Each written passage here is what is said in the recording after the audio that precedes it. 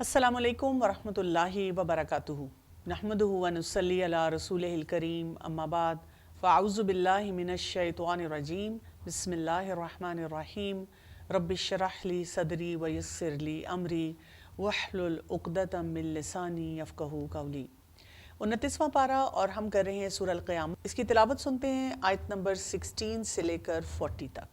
اعوذ باللہ من الشیطان الرجیم بسم اللہ الرحمن الرحیم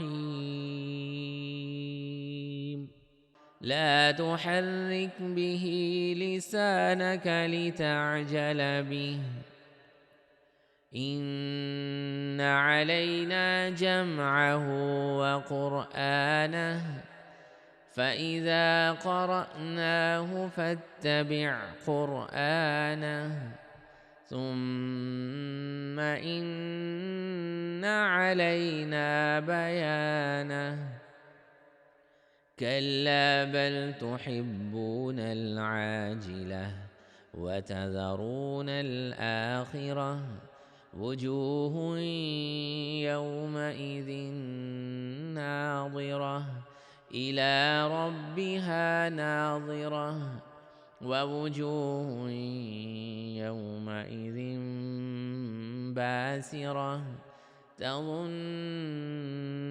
أن يفعل بها فاقرة كلا إذا بلغت التراقي وقيل من راق وظن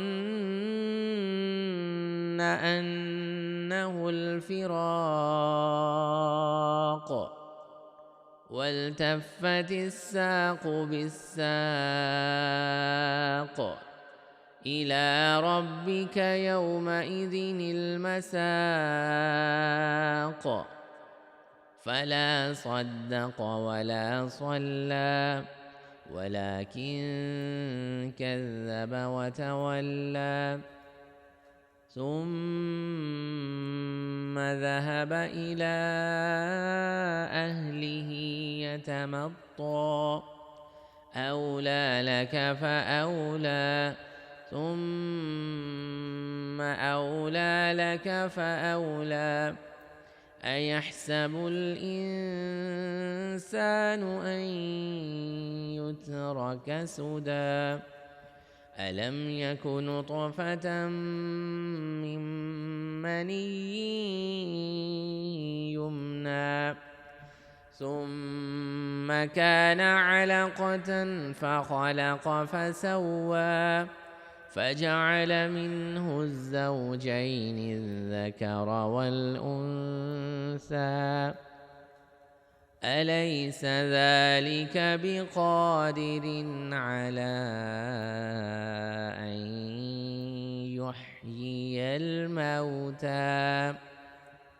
ابھی تک ہم نے سورہ القیامہ میں دیکھا کہ قیامت کی بات، قیامت کے ساتھ انسانی رویے، اکاؤنٹیبلٹی اور آخرت میں کیا ہونے والا ہے، یعنی ایک یقینی بات پہ ہم نے اپنے ٹاپک کو ختم کیا تھا کہ ہم سب کو یہ احساس ہونا چاہیے کہ آخرت، قیامت کوئی مذاق نہیں ہے، اور ہم وہاں پہ کسی قسم کے ایکسکیوز کے ساتھ یا کسی کے اوپر بات ڈال کے اپنے معاملے کو ٹال نہیں سکیں گے۔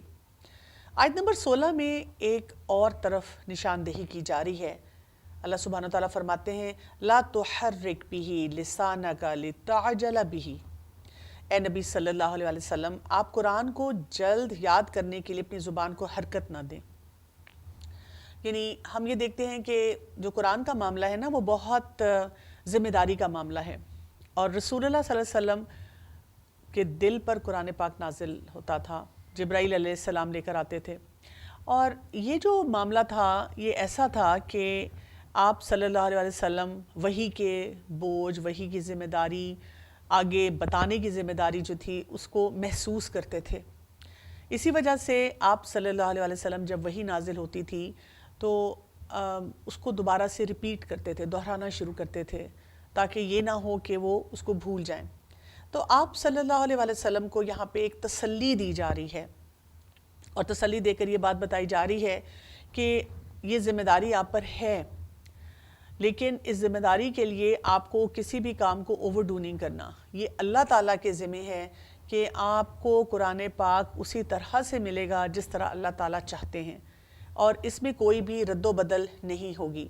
اب دیکھیں آج کے دور میں بھی لوگ بہت سوال اٹھاتے ہیں کہ پتہ نہیں یہ جو بات ڈاکیومنٹ ہوئی ہے یہ ایسے ہے، یا یہ کہ یہ آیت یہاں پہ کیوں ہے، یا اس طرح سے یہ کیا ہے. احادیث کے معاملے میں بھی اس طرح کی بہت زیادہ شک و شبہات ہوتے ہیں.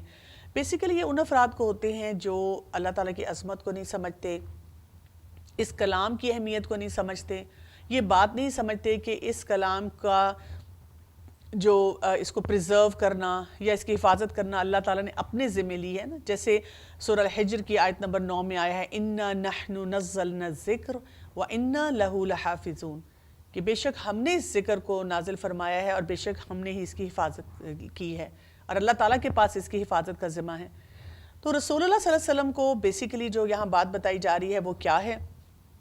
وہ یہ ہے کہ وہ اس کام کے اوپر جو ان کے ذمہ ہے اس پہ توجہ دیں، اور اسی لیے آیت نمبر 17 میں فرمایا گیا اس کا جمع کرنا اور آپ کی زبان سے پڑھنا ہمارے ذمہ ہے. یعنی اللہ تعالیٰ نے اس بات کا ذمہ لے لیا کہ جو قرآن پاک ہے یہ جس طرح سے کمپائل ہوگا، جس طرح سے پریزنٹ کیا جائے گا، جس طرح سے اس کا شان نزول اور وہ ساری باتیں جو ڈیلیور کی جائیں گی، یہ اللہ تعالیٰ کے پلان کے اکارڈنگلی ہے، اور ہمیں اس میں بہت زیادہ پریشانی اور اپنے کوئی طور طریقے بیچ میں لانے کی ضرورت نہیں ہے. تو اس سے ہمارے اندر بھی یہ کانفیڈنس آنا چاہیے کہ اللہ تعالیٰ نے قرآن پاک کو جس طرح نازل فرمایا ہے یہ بہترین کلام ہے، یہ اپنی جگہ پہ بہترین ہے، اور یہ جو کانسیپٹ بھی ہم تک ڈیلیور کرتا ہے وہ بھی ایکسلنس کے لیول پہ ہیں. یعنی ایک ایک لفظ اس کا جہاں پر ہے، ایک ایک بات جس کانٹیکسٹ میں آئی ہوئی ہے، کیونکہ جب کچھ لوگ جب پڑھتے ہیں اپنی سوچ کے ذریعے یا کسی ایکسپرٹس کے پاس جا کر، کسی عالم دین کے پاس جا کر اس کو نہیں سیکھتے، تو ان کو کبھی کبھی ایسی فیلنگ آتی ہے کہ یہ کیا بات ہوئی، ابھی ایک ٹاپک چل رہا تھا اور یہ ایک دم سے سوئچ ہو گیا، بہت ڈس جوائنٹڈ سے کانسیپٹس ہیں. لیکن اگر آپ اس کو تھوڑا سا گہرائی میں پڑھیں، سوچ کے پڑھیں، اس سوچ کے ساتھ پڑھیں کہ اللہ تعالیٰ نے یہ بات یہاں کیوں فرمائی ہے، تو ہمیں بہت سے لنکس سمجھ آتے ہیں. اور قرآن کی خوبصورتی ہی یہ ہے کہ ایک آیت دوسری آیت کے ساتھ خوبصورت طریقے سے لنکڈ ہوتی ہے. اب یہاں پر ہمیں ایک اور بات سمجھ آنی چاہیے، وہ کیا ہے کہ ان وے دیکھا جائے تو ایک اور کانسیپٹ بھی ہے جس کی طرف یہاں اشارہ کیا گیا ہے جو ہم بہت زیادہ کرتے ہیں، دیٹ از ملٹی ٹاسکنگ. جب ایک کام ہو رہا ہو تو ہم دوسرے کام کی طرف بڑھنا شروع ہو جاتے ہیں. تو آپ دیکھیں ملٹی ٹاسکنگ جو ہے ایک زمانے میں کہا جاتا تھا کہ یہ بہت ہی جو لوگ انٹیلیجنٹ ہوتے ہیں وہ ملٹی ٹاسک کر لیتے ہیں، لیکن وقت گزرنے کے ساتھ ساتھ دیکھا گیا کہ جو لوگ ملٹی ٹاسکنگ کرتے ہیں ان کے بہت سے کام پورے نہیں ہو پاتے، جیسے ان کی پروڈکٹیوٹی اتنی نہیں ہوتی کیونکہ وہ بہت سارے کاموں کو اکٹھا کر رہے ہوتے ہیں. پوٹینشیل زیادہ بڑھ جاتا ہے کہ آپ غلطیاں کریں گے. اسی طرح آپ کی توجہ جو ہے وہ بھی ڈیوائیڈڈ ہو جاتی ہے، آپ کی کریٹیوٹی کم ہو جاتی ہے. میموری کے ایشوز ایسے لوگوں کو آنا شروع ہو جاتے ہیں جو ملٹی ٹاسک کرتے ہیں اور ڈسٹریکٹ ہو جاتے ہیں. اسی طرح ایسے لوگوں کو کرونک سٹریس بھی زیادہ ہوتا ہے اور ان کی ایموشنل ہیلتھ اچھی نہیں ہوتی. اب یہ آج کل کے دور میں بہت بڑا چیلنج ہے ہمارے اسٹوڈنٹس کے لیے. جیسے دیکھیں رسول اللہ صلی اللہ علیہ وسلم کو فوکس کرنے کے لیے کہا گیا اور ہمارے پیارے نبی کو کہا گیا کہ آپ زبان نہ ہلائیں بلکہ وہ جو آپ تک ڈیلیور کیا جا رہا ہے اس پہ توجہ دیں. لیکن ہمارے اسٹوڈنٹس آج کل کے وہ کیا کر رہے ہوتے ہیں، انہوں نے ہیڈ فونز لگائے ہوئے ہوتے ہیں، کچھ سن رہے ہیں، ساتھ ساتھ نوٹس بنا رہے ہیں، ساتھ ساتھ فون پہ اسکرول کر کے اپنے سوشل میڈیا کو دیکھ رہے ہیں، اور پھر وہ بعد میں انہی ساری باتوں کی کمپلین کرتے ہیں کہ جی مجھے تو یاد ہی نہیں ہوتا، مجھے سمجھ نہیں آتی، مجھے سٹریس بہت زیادہ ہے اور میرے جذبات میرے کنٹرول میں نہیں ہیں، اور ٹیچر نے پتہ نہیں کیا پڑھا دیا، کیا کانسیپٹ دے دیا، میں انٹرنلائز نہیں کر رہا، سنک نہیں کیا جا رہا. اسی طرح ہم خواتین کو دیکھیں تو وہ بھی ملٹی ٹاسک ہر وقت کر رہی ہوتی ہیں. انہوں نے گھر بھی چلانا ہے، اگر وہ جاب کر رہی ہیں تو جاب کو دیکھنا ہے، شوہر، میکا، سسرال، بچوں کی بھی ڈیفرنٹ ایجز. تو ہماری شخصیت میں بھی ٹھہراؤ کی بہت زیادہ ضرورت ہے کہ اس مومنٹ میں جو کرنے والا کام ہے ہم اس کی طرف توجہ دیں اور ہم بہت زیادہ ادھر ادھر باتیں جو ہیں جو پھیلی ہوئی ہیں ان کی طرف نہ جائیں. اور دیکھیں آیت نمبر 18 میں بہت امپورٹنٹ فارمولا ہمیں دیا گیا ہے، فَإِذَا قَرَأْنَاهُ فَاتَّبِعْ قُرْآنَهُ. ہم جب اسے پڑھ لیں تو آپ اس کے پڑھنے کی پیروی کریں. یعنی اصل بات کیا ہے کہ جب قرآن پاک نازل کر دیا جاتا ہے یا قرآن پاک کو ہم سن لیتے ہیں تو ہمارا کام کیا ہونا چاہیے؟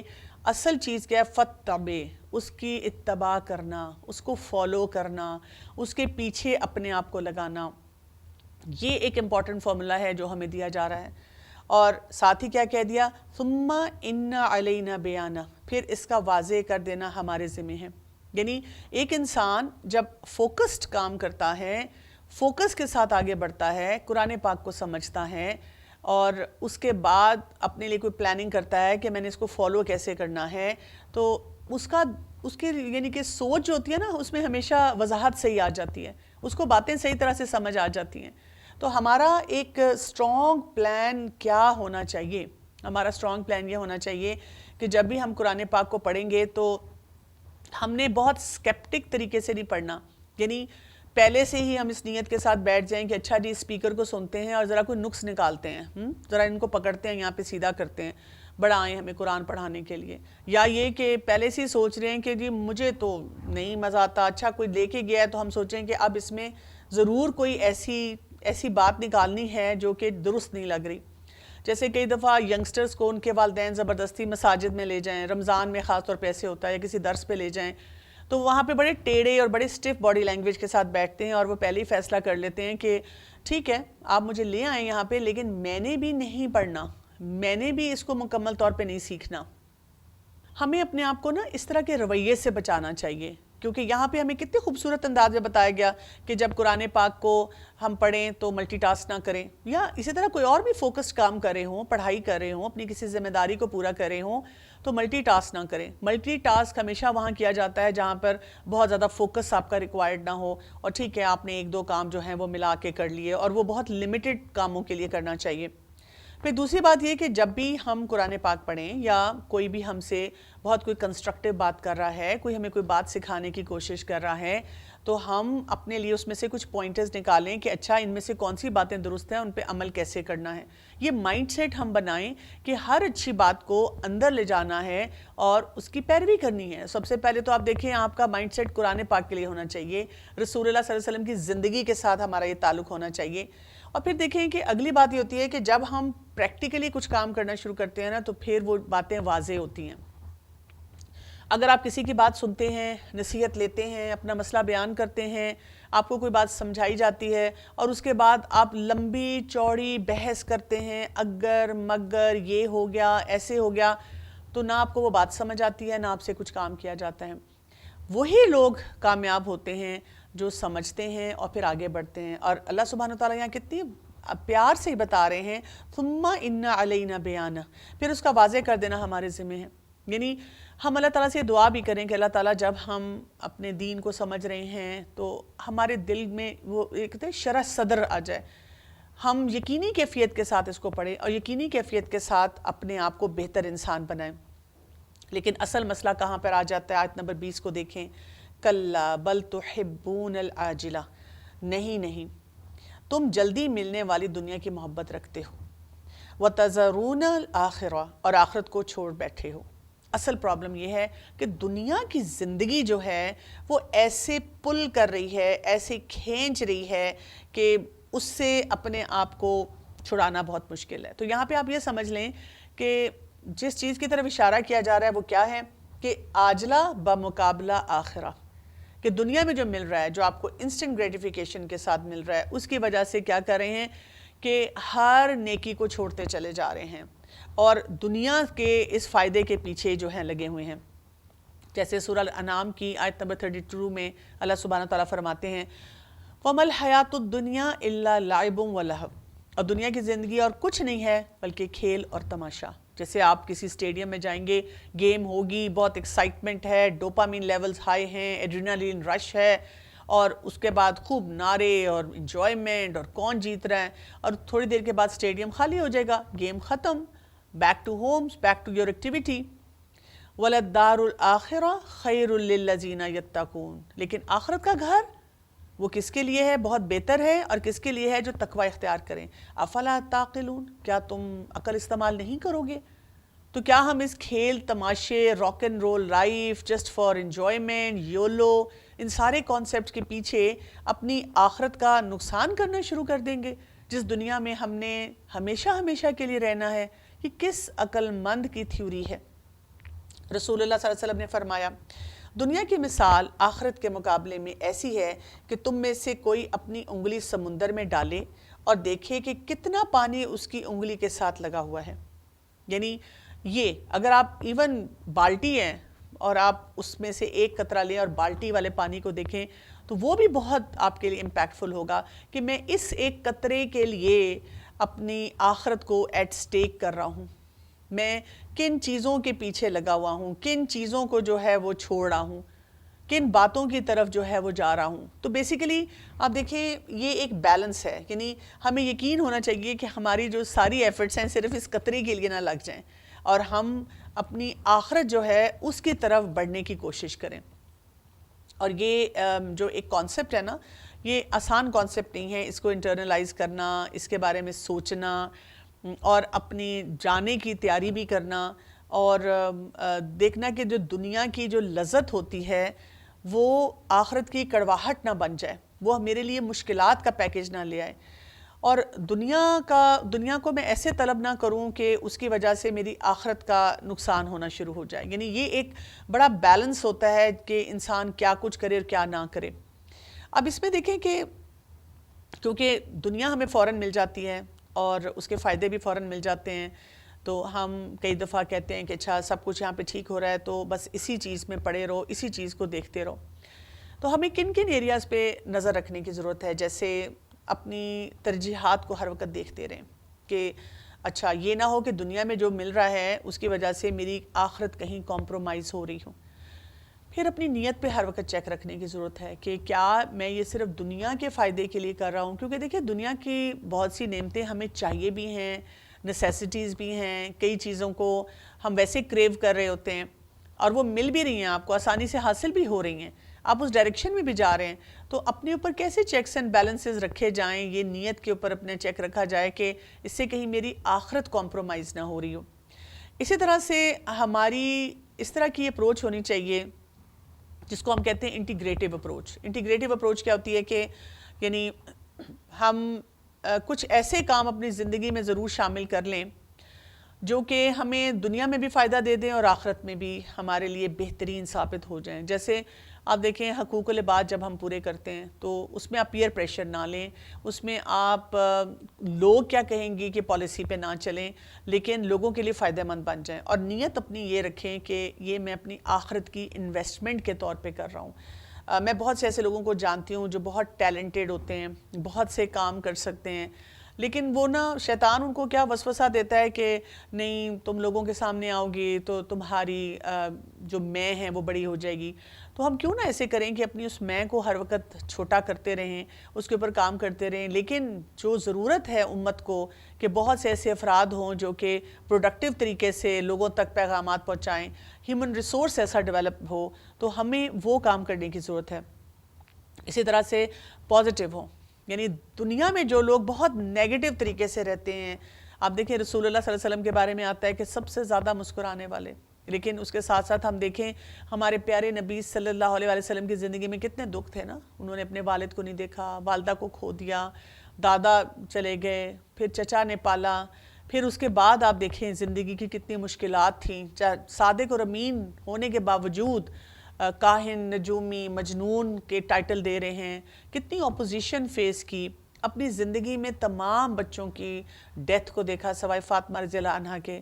تو آپ دیکھیں یہ معمولی صدمے نہیں ہیں، معمولی مشکلات نہیں ہیں، لیکن ہمارے پیارے نبی صلی اللہ علیہ وسلم پازیٹیو تھے، کیونکہ انسان جب اپنے اندر پازیٹیوٹی رکھتا ہے، ہر چیز میں خیر دیکھتا ہے، تو وہ یہ بیلنس آتا ہے کہ جی آخرت میری کمپرومائز نہ ہو.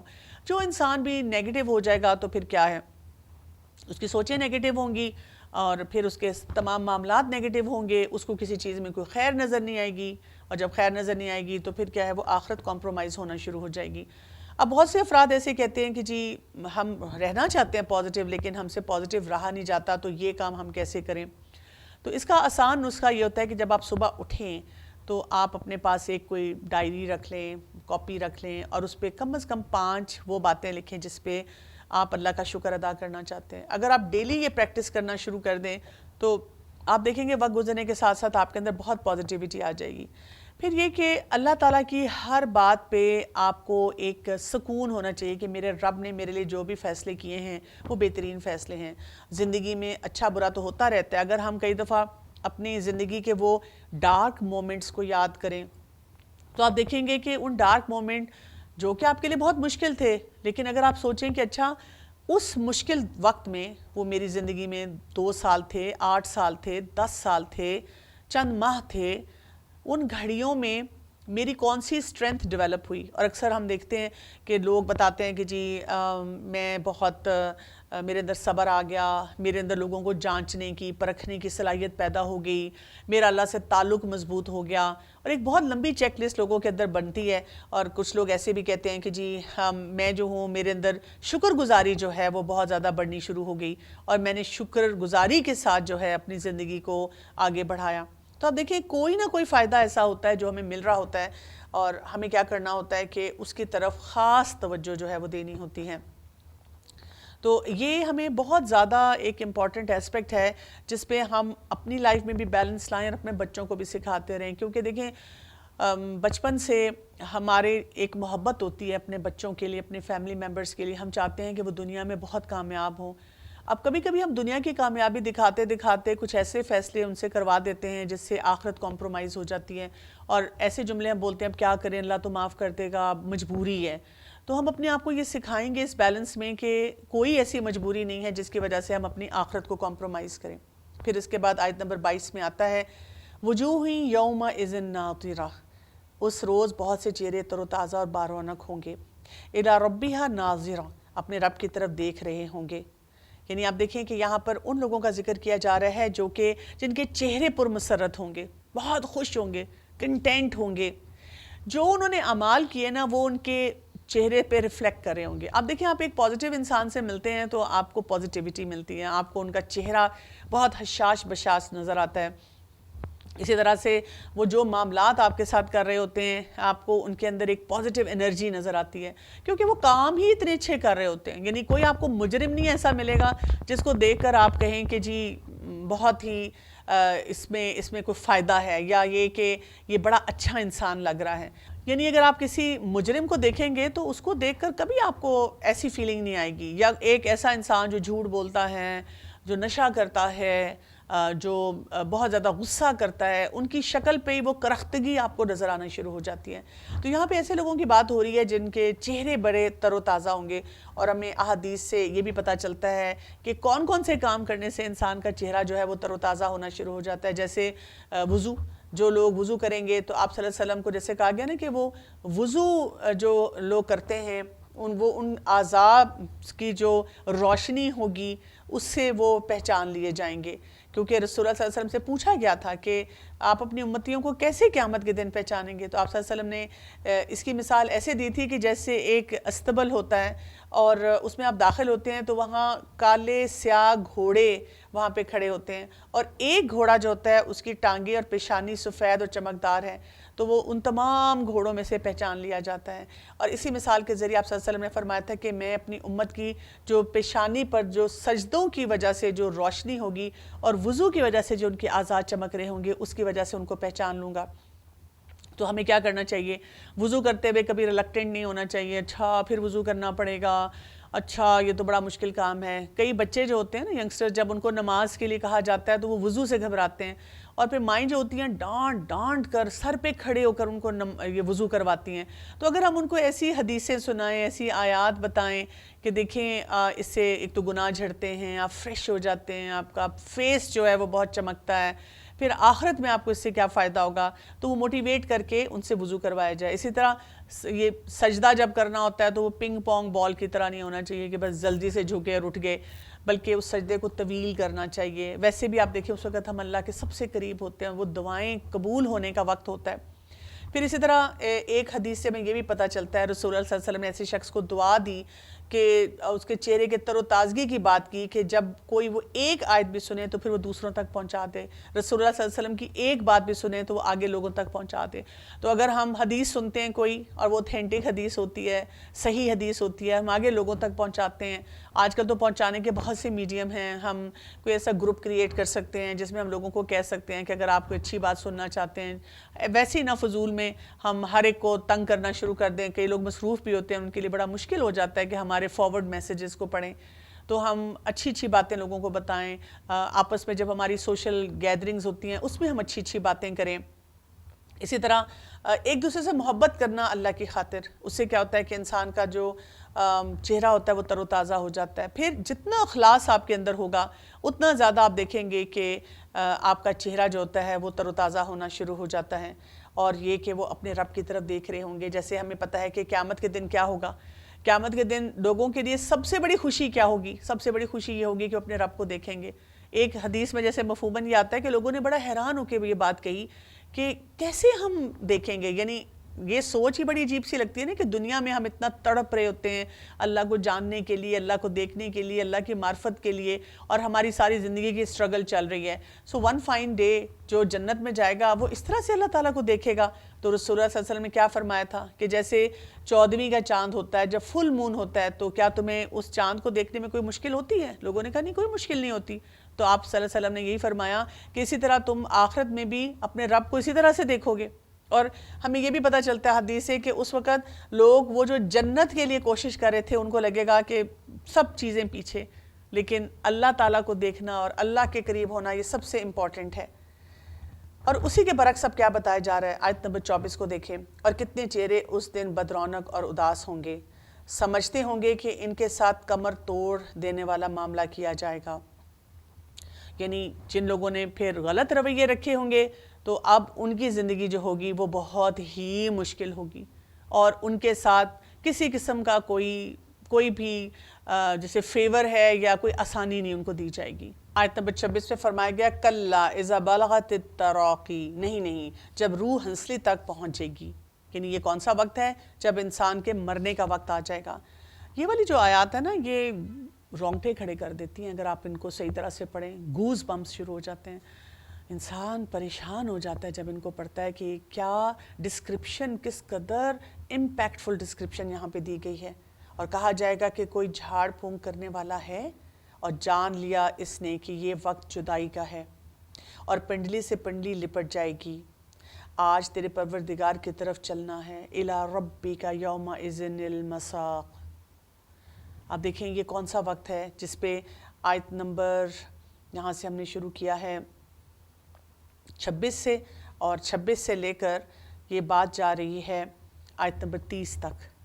یعنی انسان جب فوت ہوتا ہے، جب جانے کا وقت آتا ہے تو یہ بہت ہی مشکل وقت ہوتا ہے، اور ایسے مشکل وقت میں جب کہ انسان جا رہا ہوتا ہے، یہ جدائی کا وقت ہوتا ہے، گھر والوں کو بھی نظر آنا شروع ہو جاتا ہے۔ آپ تھوڑی دیر کے لیے امیجن کریں آپ کسی کے ڈیتھ بیڈ پہ ہیں اور اس کی آنکھوں میں آپ کو وہ خوف نظر آتا ہے، کئی دفعہ وہ شخص بول بھی نہیں پا رہا ہوتا اور آپ اس کو دیکھ رہے ہوتے ہیں اور وہ آپ کو یہ بتانے کی کوشش کر رہا تھا آئی ایم گوئنگ، اور ساتھ ہی اس کے ایک شکل پہ، چہرے پہ ریگریٹس بھی ہوتے ہیں کہ اب وہ وقت آ گیا ہے جانے کا اور اب میرے ساتھ کیا معاملہ ہوگا۔ اور آپ دیکھیں یہ وہ وقت ہوتا ہے جب پنڈلی سے پنڈلی لپٹ جاتی ہیں۔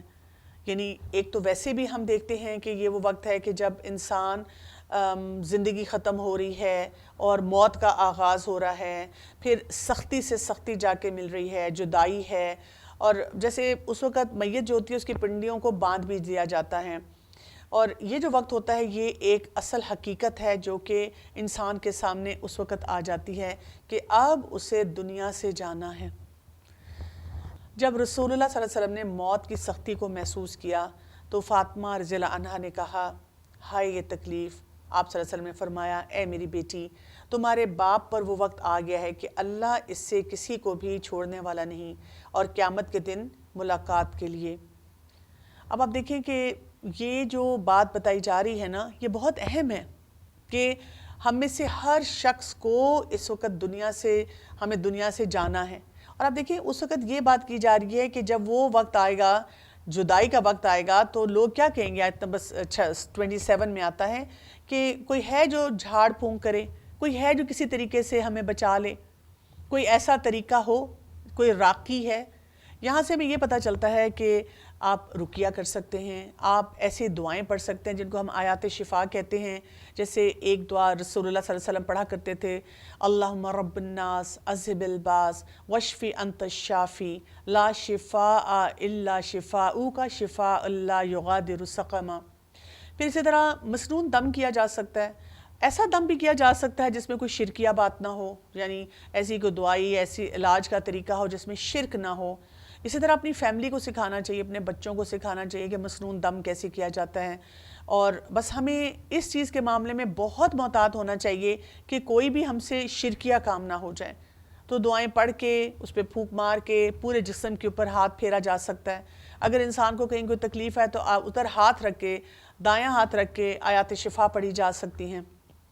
لیکن الٹیمیٹلی یہ وقت جو ہے یہ آ گیا. اور آپ دیکھیں کہ جب انسان ایک فوت ہوتا ہے تو ایک بات ہمیں سمجھ آ جاتی ہے، وہ کیا ہے؟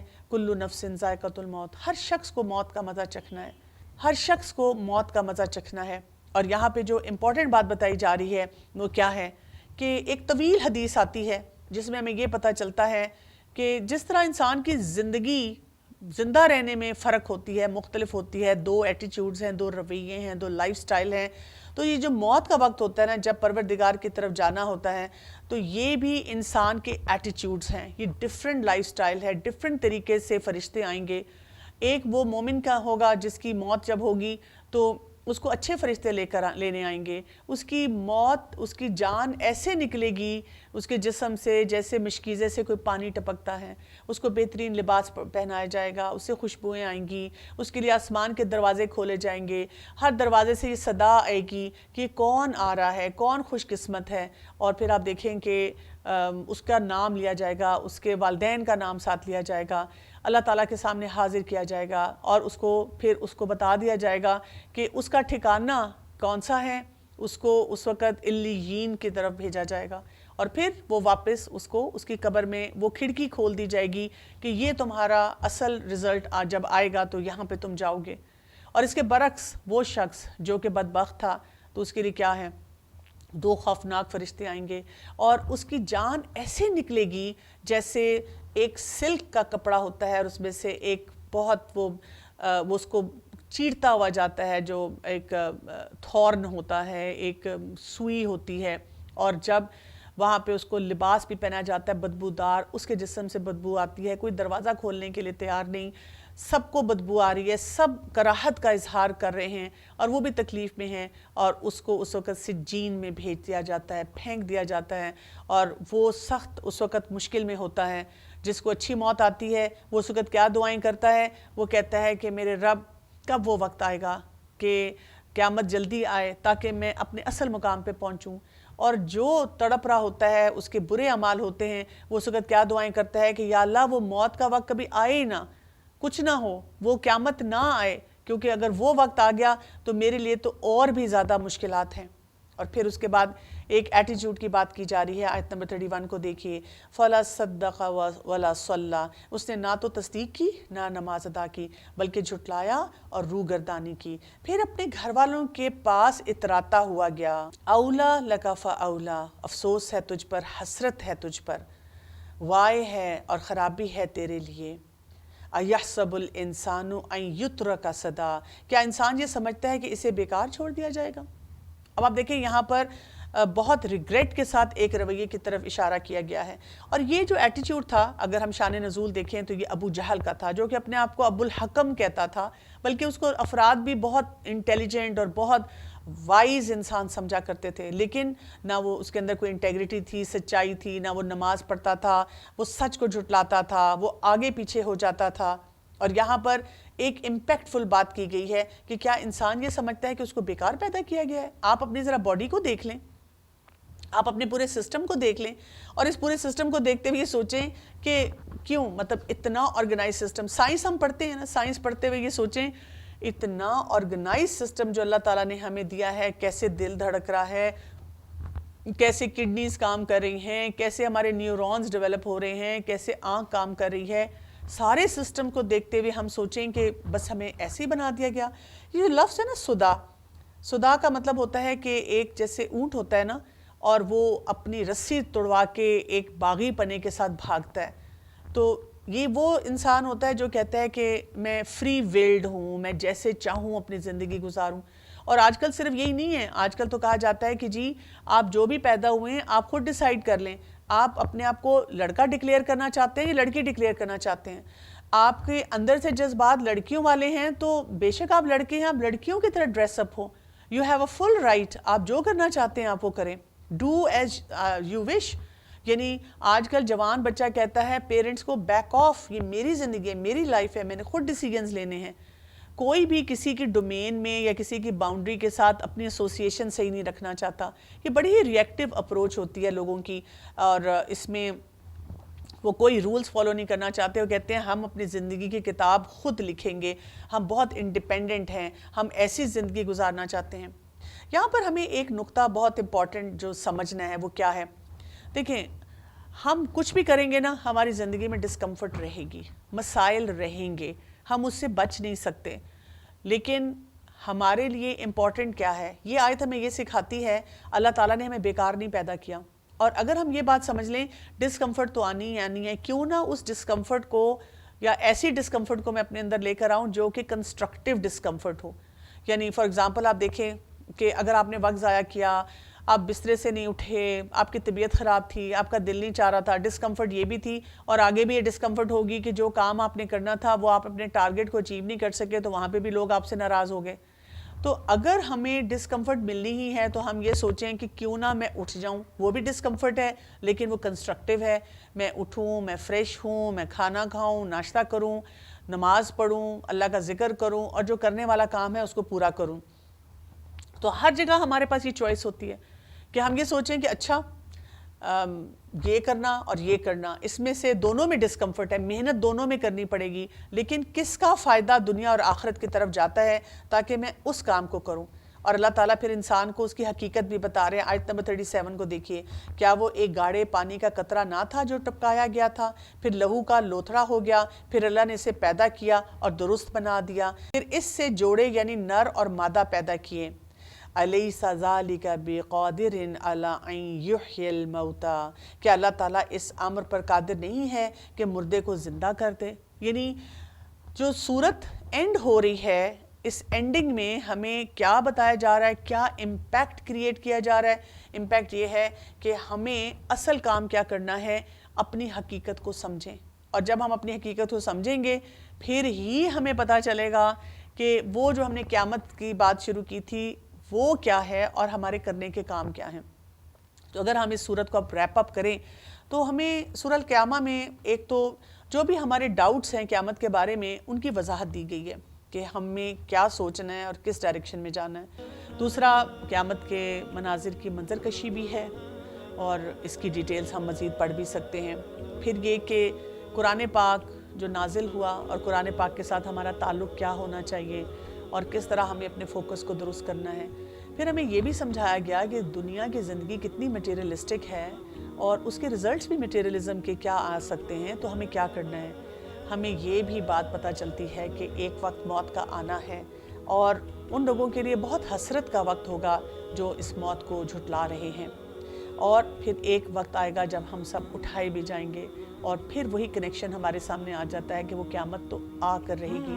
تو انسان کے لیے ضروری کیا ہے کہ انسان اپنے آپ کو بیکاری میں ضائع نہ کرے، بلکہ اپنی زندگی کو بہترین طور پہ گزارے جس میں اللہ کی رضا بھی شامل ہو۔ اجازت چاہتی ہوں۔ السلام علیکم ورحمۃ اللہ وبرکاتہ۔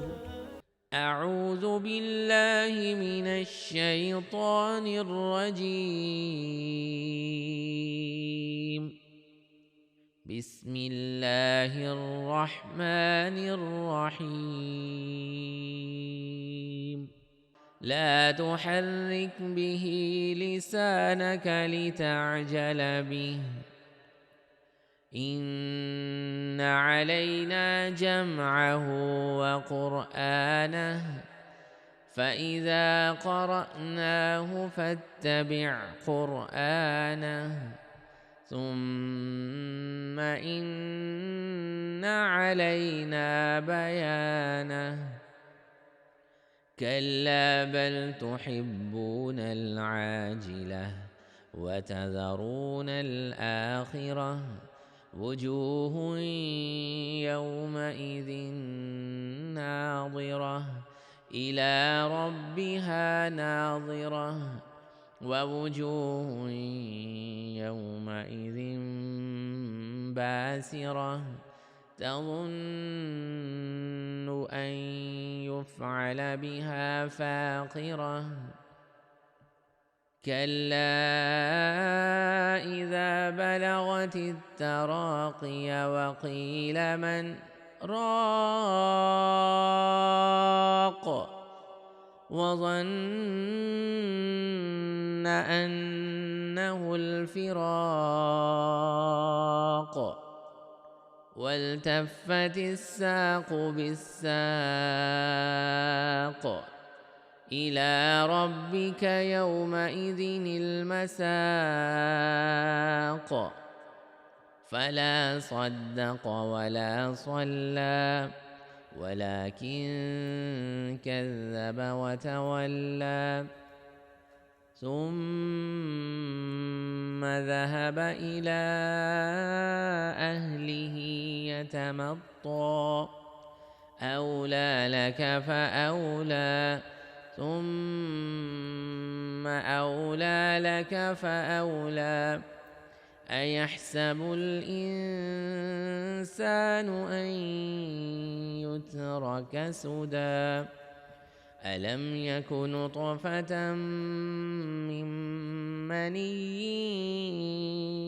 يمنى ثم كان علقة فخلق فسوى فجعل منه الزوجين الذكر والأنثى أليس ذلك بقادر على أن يحيي الموتى